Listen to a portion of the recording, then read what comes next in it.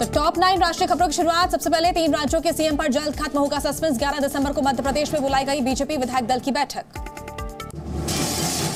राजस्थान और छत्तीसगढ़ में कल हो सकती है बीजेपी विधायक दल की बैठक। सूत्रों के हवाले से खबर, पर्यवेक्षकों की टीम बनाएगी आम सहमति। विधानसभा चुनावों में कांग्रेस को मिली हार पर मंथन का दौर जारी। आज दिल्ली में राजस्थान में मिली हार पर अशोक गहलोत, सचिन पायलट के साथ होगी चर्चा। कर्नाटक और महाराष्ट्र में एनआईए की रेड, 40 से ज्यादा जगहों पर आतंकी मामले में हो रही है छापेमारी। आज पीएम मोदी विकसित भारत संकल्प यात्रा के लाभार्थियों से करेंगे बातचीत। इन्फिनिटी फोरम के दूसरे संस्करण को भी करेंगे संबोधित। सुबह 10:30 बजे शुरू होगा कार्यक्रम। कैश फॉर क्वेरी मामले में सांसद महुआ मोइत्रा की लोकसभा सदस्यता रद्द। एथिक्स कमेटी पर महुआ ने उठाए सवाल, कहा कमेटी ने नहीं की विस्तृत जांच। गोगामेड़ी के हत्याकांड की जांच 4 राज्यों तक पहुंची। वारदात के 4 दिन बाद भी हत्यारे पुलिस की पकड़ से बाहर। गोगामेड़ी के परिवार ने दिया था 72 घंटे का अल्टीमेटम। कांग्रेस सांसद धीरज साहू से जुड़े ठिकानों पर इनकम टैक्स के छापे, 220 करोड़ से ज्यादा कैश जब्त। पीएम मोदी ने साधा निशाना, कहा इनके नेताओं की ईमानदारी के भाषण सुने। पीएम मोदी फिर बने मोस्ट पॉपुलर लीडर, 76% रेटिंग के साथ नंबर 1 पर Modi. Morning consult research firm ने जारी किया डेटा। और अब आपको दिखाते हैं राजनीति से जुड़ी टॉप 9 खबरें। छत्तीसगढ़ में सीएम फेस पर बीजेपी विधायक गोमती राय का बड़ा बयान, कहा मैं एक छोटे सिपाही के तौर पर हूं, आला कमान का फैसला मंजूर।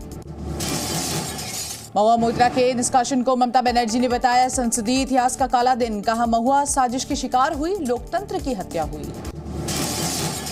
पश्चिम बंगाल के मंत्री शशि पांजा का बड़ा दावा, कहा महुआ मोइत्रा 2024 का चुनाव लड़ेंगी, उनको बोलने का मौका नहीं दिया गया।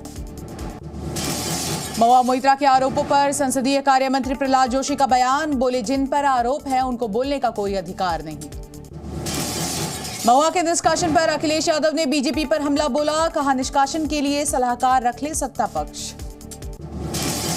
बिहार बीजेपी अध्यक्ष सम्राट चौधरी का विपक्ष पर वार, बोले इन लोगों ने लोकतंत्र को विदेशी शक्तियों के हाथों में दे दिया है। केंद्रीय मंत्री स्मृति ईरानी ने कांग्रेस पर किया प्रहार, कहा मोहब्बत की दुकान पर चल रहा है भ्रष्टाचार का कारोबार, गांधी परिवार भ्रष्टाचार पर चुप है।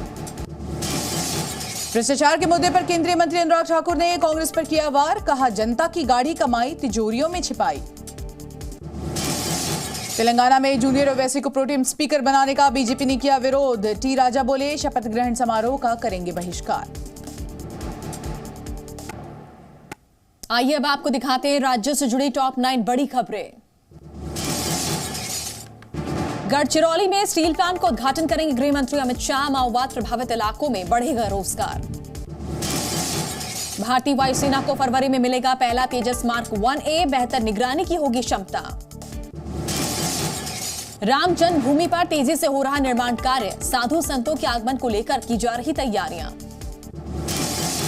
जयपुर में एमडी रोड पर नॉनवेज की दुकानों के खिलाफ अतिक्रमण की कार्रवाई शुरू। बाल मुकुंद आचार्य के एक्शन के बाद हटाया जा रहा अतिक्रमण। एमपी के खंडवा में पुराने मकान की खुदाई के दौरान निकले ब्रिटिश काल के चांदी के सिक्के, ग्रामीणों की लगी भीड़। हाथरस में राम राम बोलने पर स्कूल प्रबंधन ने लगाई रोक, शिकायत लेकर पहुंचे अभिभावकों के साथ की गई बदसलूकी। और चलिए अब आपको दिखाते हैं विदेश से जुड़ी टॉप 9 खबरें। 2024 में एक बार फिर रूस के राष्ट्रपति चुनाव लड़ेंगे। यूक्रेन युद्ध के वीरों को सम्मानित करने के बाद किया बड़ा ऐलान। अमेरिकी विदेश मंत्री एंटनी ब्लिंकन ने ओआईसी के महासचिव से की मुलाकात, इजराइल पर हमले की निंदा की। ऑक्सफोर्ड हाई स्कूल में छात्रों को गोली मारने वाले आरोपी को उम्र कैद की सजा, साल 2021 में की थी हत्या। इराक के एरबिल में यूनिवर्सिटी में लगी भीषण आग, 14 छात्रों की मौत, आग पर काबू पाया गया। गाजा में तत्काल युद्ध विराम का प्रस्ताव यूएन सुरक्षा परिषद में खारिज, फिलिस्तीनी राजदूत ने की निंदा। हिजबुल्लाह के हमले के बाद इजरायली सेना का पलटवार, लेबनान में की एयर स्ट्राइक, आईडीएफ ने जारी किया वीडियो। इजरायल के रक्षा मंत्री ने हनुक्का मोमबत्तियां जलाई, कहा उन्हें गाजा में टूटने के संकेत दिख रहे हैं। न्यूयॉर्क में यहूदी मंदिर के बाहर हुई गोलीबारी, आरोपी को हिरासत में लिया गया, किसी के हताहत होने की खबर नहीं।